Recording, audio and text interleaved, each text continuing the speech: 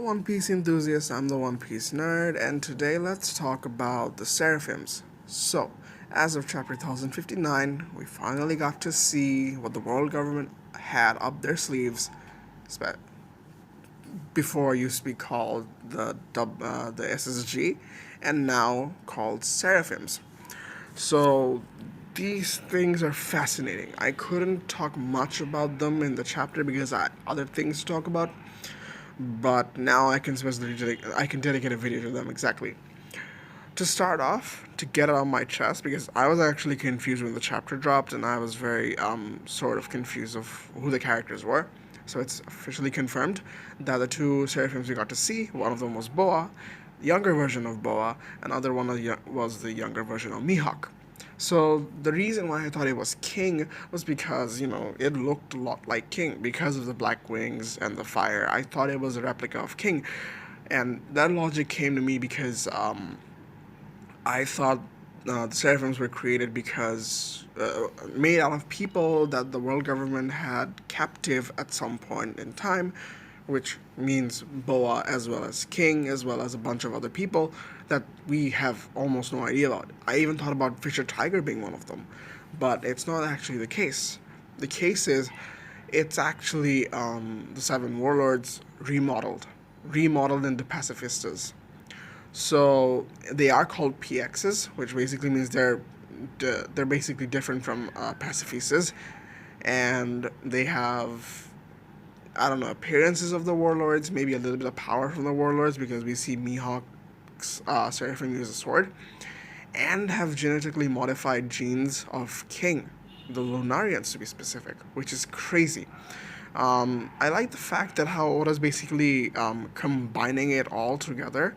Like characters we've seen, stuff we've seen so far, build them up, and then now combining them all into one. It's basically like making your fan fiction of a character, like building your own character. Oda's just done that with it.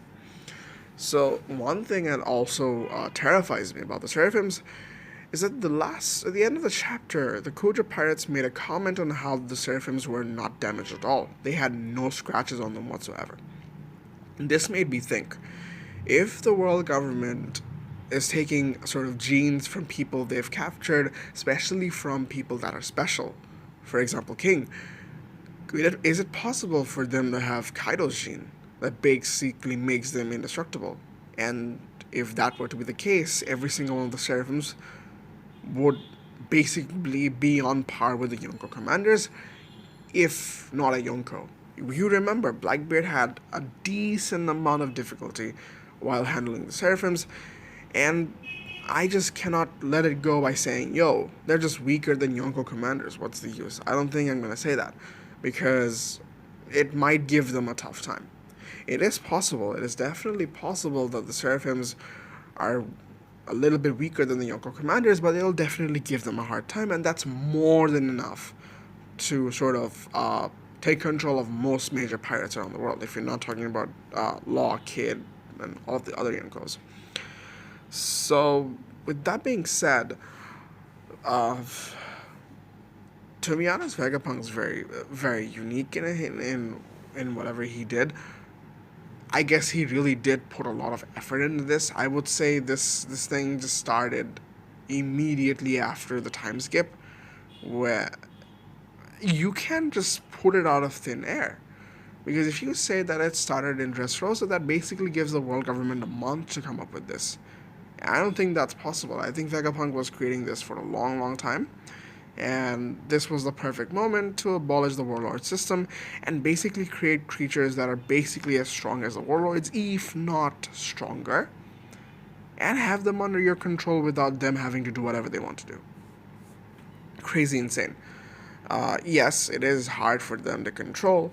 For example, the Kobe had to give an order and have to give very strict orders so that they don't mess up.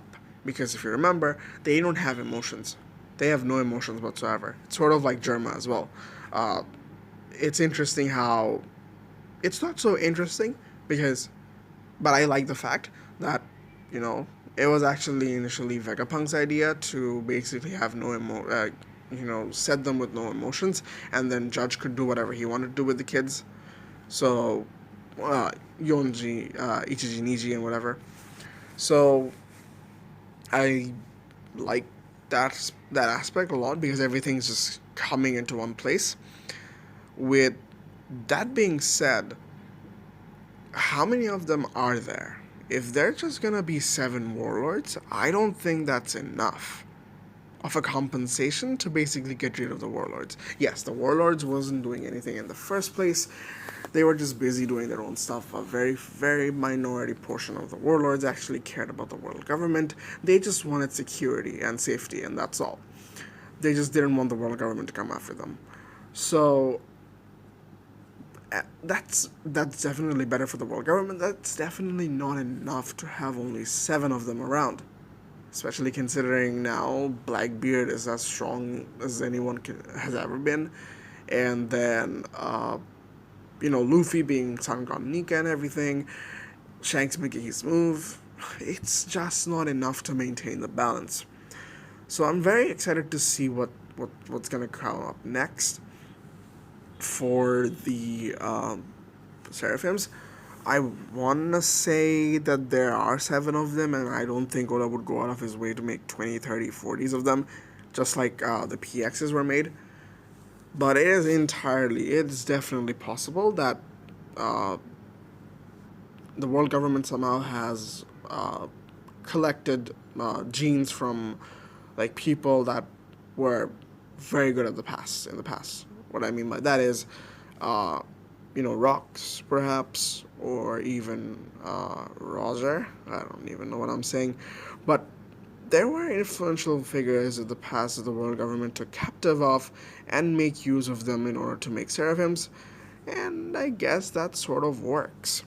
And I can also bring up the fact that seraphims are basically the highest ranked angels of God in Christianity.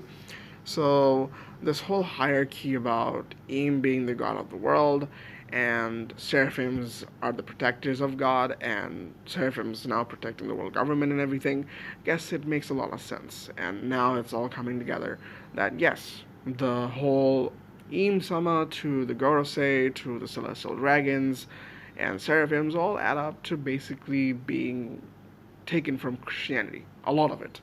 So we could sort of start speculating about what Im Sama's power really is, or who he really was, or whatever, whatnot. That's for another video. But for now, I just want to say that it's very interesting that Oda would bring them into play right now. Like, honestly, we've had ample amount of time to bring him there. Maybe that when, what you might call, when the world government attacked, I don't know if they attacked Crocodile, or when they attacked Mihawk, when they attacked Weevil, they could have had seraphims there. Especially for Mihawk. You wouldn't want to just send some bunch of ruffians to basically foot soldiers to capture Mihawk because he's the world's strongest swordsman, and you don't want to mess around with him. So with that being said, I just want to end it off being it's a weird time to introduce them, but it's never too late. I want to know what happened to Weevil, and I really, really want to see a proper fight with the Seraphims, especially in the latest upcoming chapter. I really want something like that. And if you could just imagine for a second that we're gonna see younger versions of Doflamingo, and if the Seraphims really do have characteristics of the people they were made out of, like Boa having her charms and maybe using the love fruit, I don't know if that's even possible. Mihawk somehow getting sword skills, Doflamingo having Conqueror's haki. Can they produce Conqueror's haki? Maybe I'm thinking a little too much. And then Crocodile having the sand powers. I really don't understand how the warlord powers come into play. Is Vegapunk able to give them the powers that they possess right now? Like, for example, Mihawk's sword skills, Boa's love fruit, and Crocodile's sand fruit, Doflamingo's string fruit, and whatnot. I'm quite sure that they don't have haki, but maybe they do. Maybe they do, because when the Seraphim attacked Blackbeard, it seems as though he was definitely using haki. So it's entirely possible that seraphims could possess Conqueror's haki, given the circumstances, given the characteristics. For example, Boa, Mihawk, that and Mihawk might have Conqueror's haki. Doflamingo, all of them have Conqueror's haki. So if that's the case, that's gonna be very scary, especially for the pirates. Uh, I think that's enough of a speculation for now. I just want to say it was a very weird time, but I'm glad we got it. I really want to see a proper fight with them. That's all I had to say for the video. If you guys enjoyed, make sure to like and subscribe. Put down your thoughts in the comments below. Until next time, peace.